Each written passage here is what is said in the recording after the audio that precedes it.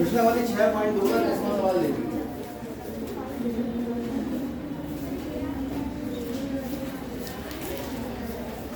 क्या कह रहा है 10वां सवाल?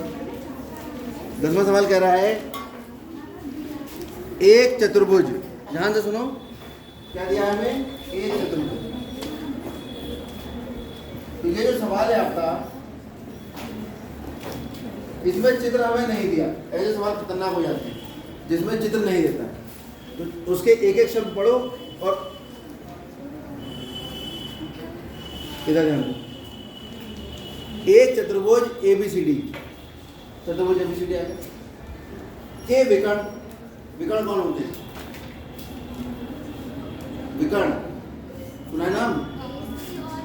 हाँ, विकर्ण होगा AC और क्या क्या ज्ञात है हमें? हमें ज्ञात है चतुर्भुज ABCD में विकर्ण, क्या क्या नाम है विकर्ण का? AC तथा BD एक दूसरे को कहाँ काटते हैं? बिंदु O पर प्रतिच्छेद करते हैं। आगे, और इस प्रकार प्रतिच्छेद करते हैं कि AO/OB बराबर OC/, इस प्रकार प्रतिच्छेद करते हैं। CO या OC एक ही बात। यानी सवाल में आपको जो बात पता है वो केवल इतनी कि एक चतुर्भुज है हमारे पास OBCD, चतुर्भुज की 4 भुजाएं होती हैं, 2 विकर्ण, क्योंकि ये भुजाएं हैं तो लगातार जो भुजा वाले बिंदु एक छोड़ के बिंदुओं को मिलाओगे तो क्या बन जाएंगे? विकर्ण। ये 2 विकर्ण बन जाएंगे AC और BD, जो एक दूसरे को कहाँ काट रहे हैं? बिंदु O पर काट रहे हैं। और साथ साथ हमें पता है AO/OB बराबर CO/OD। चलिए, क्या सिद्ध करना है हमें?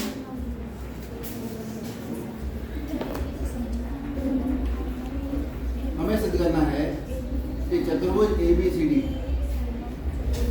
एक, आ जाइए, एक समलंब है।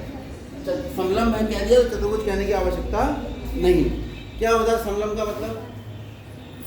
9वीं क्लास में हम पढ़ के आए, जिस त्रिभुज की केवल एक भुजाओं का युग्म समांतर हो वो क्या बन जाता है? समलंब बन जाता है। त्रिभुज क्या हो? चतुर्भुज। जैसे ये, इसका ये वाली भुजा इसके समांतर है तो ये समलंब चतुर्भुज। अगर मैं समांतर चतुर्भुज बनाऊं तो इसकी दोनों भुजाएं एक दूसरे के समांतर होती हैं। क्यों? ये इसके समांतर और ये इसके समांतर।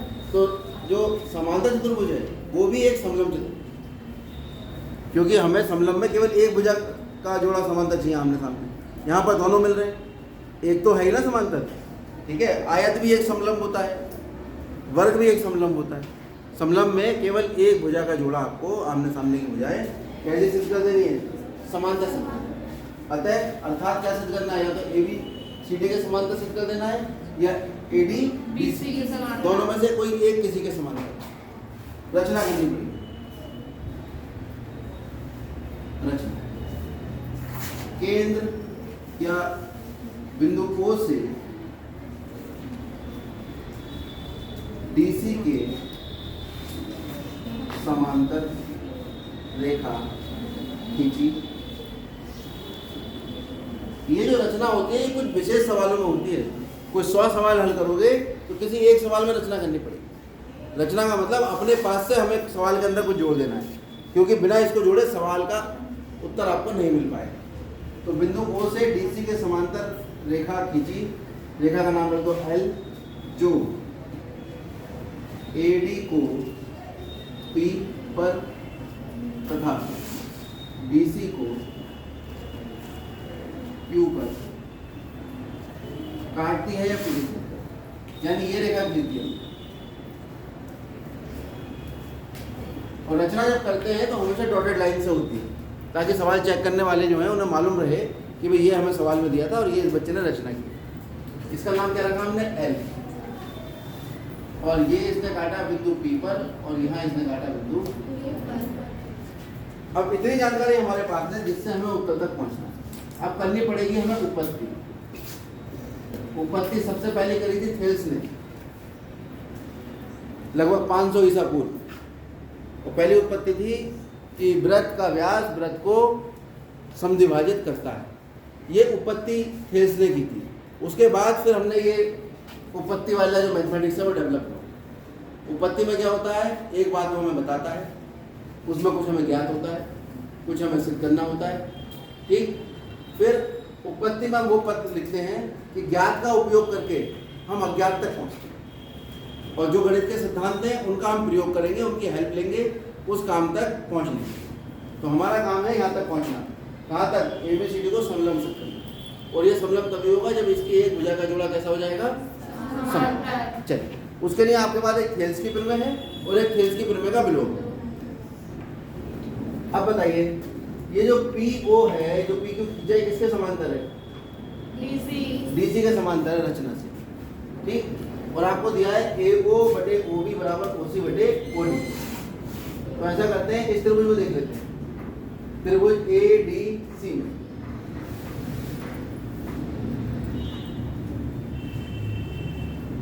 ADC में जो PO है वो समांतर है DC के।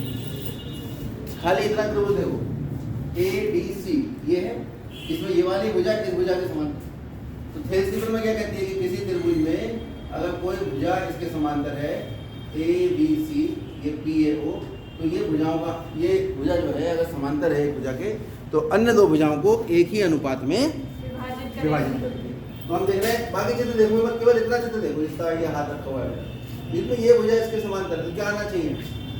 AP बटे PD किसके बराबर आना चाहिए? AO बटे OC OB बटे OD। ना ना गलत, OC AO बटे AO बटे OC। ये भी सूख जाएगा तो लिख लेना।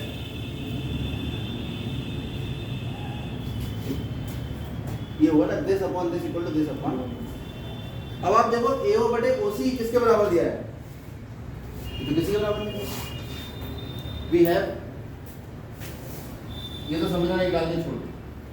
वी हैव का मतलब वी नो दैट, हमारे पास ये जानकारी है जो हमें बता रखी है किताब में। AO अपॉन OB बराबर है CO अपॉन DO। ये जानकारी हमारे पास। कर लेते हैं तिरछी गुणा। क्या होगी तिरछी गुणा? AO डॉट DO बराबर CO डॉट OB।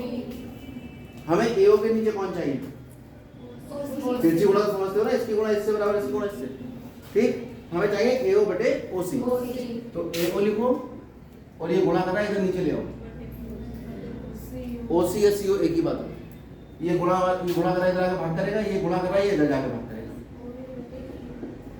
ये समीकरण नंबर क्या है? ये थोड़ा सा रीएडजस्टमेंट करना पड़ा। जो चीज़ हमें ज्ञात थी उसके तिरछी गुणा करके हमने ये बना लिया AO बटे OC। AO के लिए OC है, DO को इसके नीचे। अब समीकरण 1 और 2 का इसका RHS इसके LHS के बराबर है, तो समीकरण 1 और 2 की तुलना करेंगे तो ये इसके बराबर आ जाएगा। तो लिख दीजिए समीकरण 1 और 2 की तुलना करने के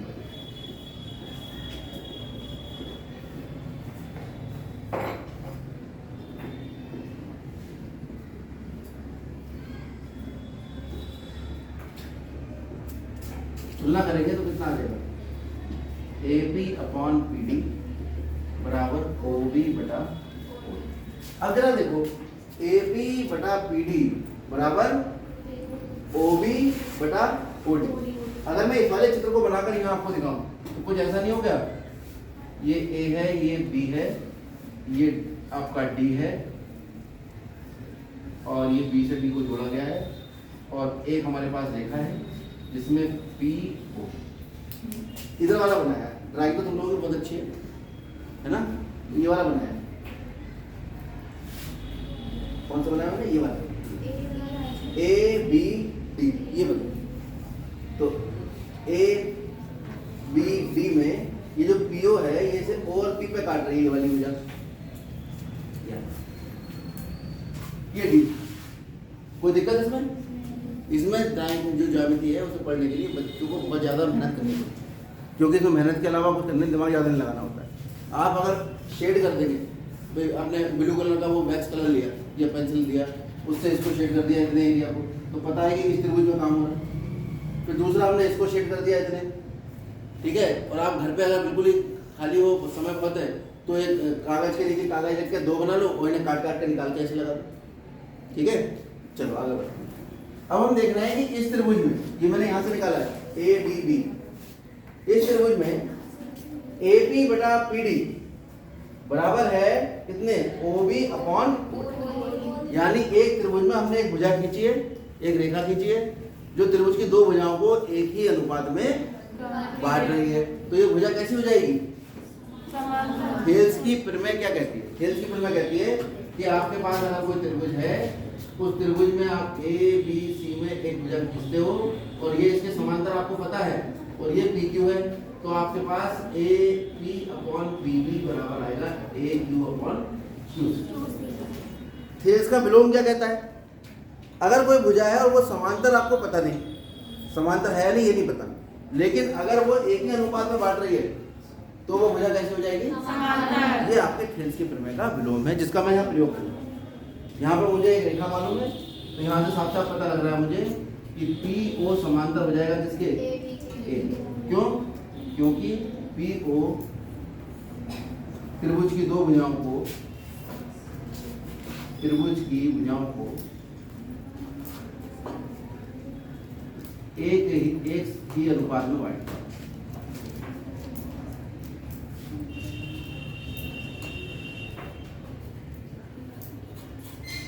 अतः थेल्स प्रमेय के विलोम से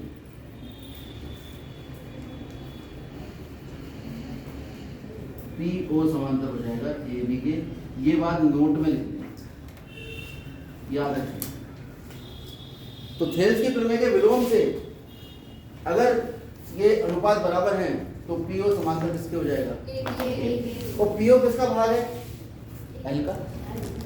अगर दो रेखाएं समांतर हैं और छोटे, अगर पूरी रेखाएं समांतर हैं तो उनके छोटे से भाग भी आपस में समांतर होंगे, और छोटे से भाग समांतर हैं तो वो रेखा भी पूरी एक दूसरे के समांतर होगी। तो इसका मतलब क्या हुआ कि PO का मतलब तो L रेखा हो गई, L किसके समांतर आ गई, AB, परंतु L किसके समांतर थी, DC के। कहाँ से, ये तो रचना ही की थी हमने, और ये हम रिजल्ट निकाल के लेके आए। इसका मतलब क्या हुआ, L समांतर है AB के और L समांतर है CD के। यहाँ से पता लगा एक ही भुजा, अगर दो भुजाओं के समांतर हैं वो दोनों भुजाएं भी आपस में समांतर होती हैं। किसने बताया था ये ना, यूक्लिड अंकल ने बताया।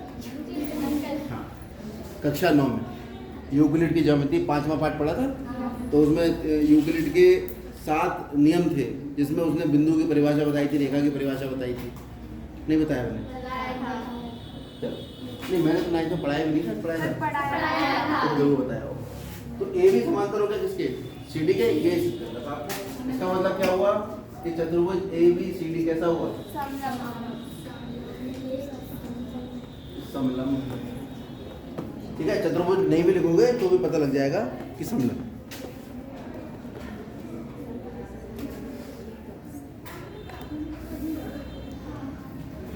आगे बढ़ते हैं, आगे क्या, आगे तो सवाल ही खत्म हो गए, ये आखिरी सवाल था इस एक्सरसाइज का। तो पीछे की तरफ जाते हैं। 7वां 8वां 9वां मैंने सुबह करा दिया था, 5वां 6वां मैंने पिछले पीरियड में कराया था लास्ट टाइम, पहला दूसरा आपको वैसे ही करा दिया, बचा क्या फिर, कोई पूछना है, 7वां सवाल ये तो सुबह करा दिया मैंने, चलो एक बार और करा दें।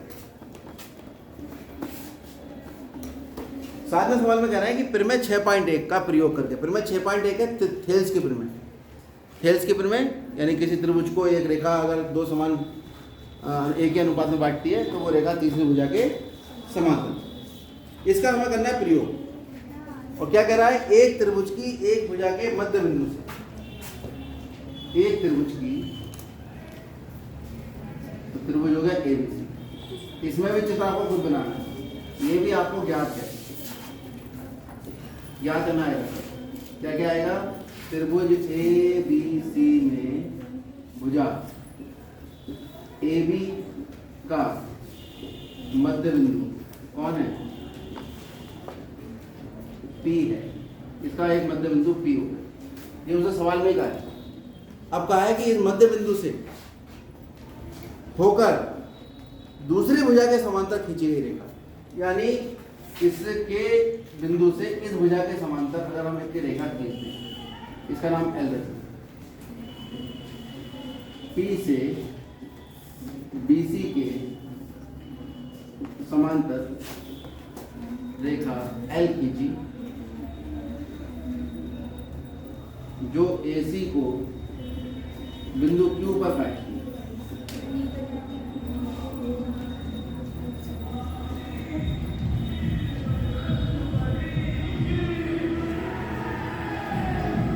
जो AC को कहाँ काटती है? बिंदु Q पर। क्या सिद्ध करना है हमें?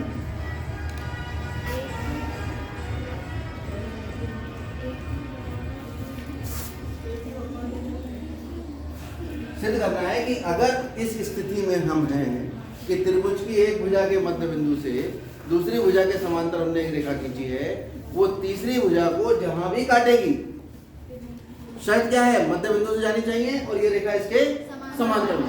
तो ये तीसरी भुजा को जहां भी काटेगी वो तीसरी भुजा का मध्य बिंदु होगा। ये हमें सिद्ध करना है। क्या सिद्ध करना है? कि L AC को बिंदु Q पर क्या करता है? समद्विभाजित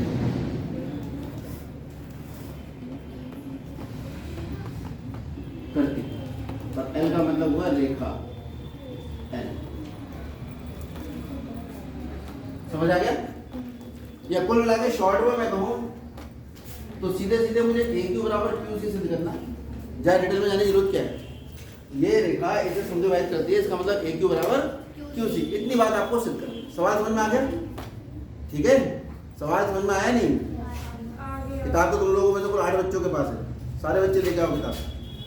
त्रिभुज ABC के एक भुजा के मध्य बिंदु P से एक रेखा इस भुजा के समांतर हमने खींची है, वो तीसरी भुजा को जहां भी काटेगी वो तीसरी भुजा का क्या होगा? मध्य बिंदु होगा, यानी AQ बराबर QC हमें सिद्ध करना है। चलिए उपपत्ति देखते हैं, इसमें रचना करने की कोई जरूरत नहीं। देखिए त्रिभुज ABC में आपको ये मालूम है कि PQ भुजा जो है वो समांतर है किसके? तो अगर ये भुजा दूसरी भुजा के समांतर है तो वो अन्य दो भुजाओं को एक ही अनुपात में बांटेगी। क्या रिजल्ट निकल के आएगा? AP बटा बराबर, ठीक है। अब क्योंकि AP बराबर PB, क्यों है ये बात? क्योंकि P जो है वो AB का क्या है? मध्य बिंदु है। और ये वाली बात क्या है? हमें जानते हैं कि P जो है AB का मध्य बिंदु है। तो अगर P AB का मध्य बिंदु तो AB किसके बराबर होगा? PB के। रख दो ना वैल्यू। AB की जगह कितना देते हैं? PB।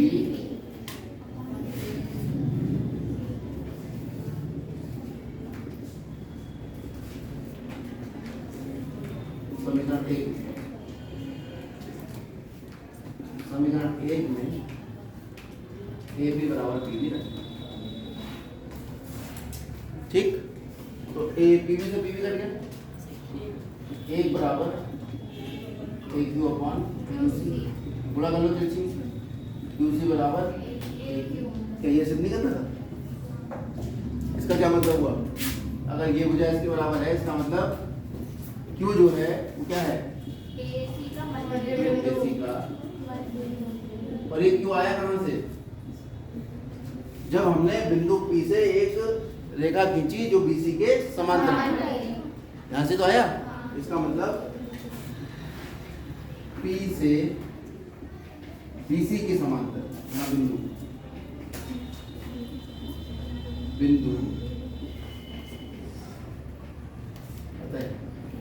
बिंदु P से BC के समांतर रेखा किसे समद्विभाजित करती है? AC को क्या करती है? ये सिद्ध करना। अगर ये भी लिख दोगे ना यहाँ तक तब भी पूरा नंबर मिल जाएंगे। ये तो मैंने आगे समझाने के लिए आपको लिखा है, ठीक है। कर लीजिए पहला सवाल उत्तर।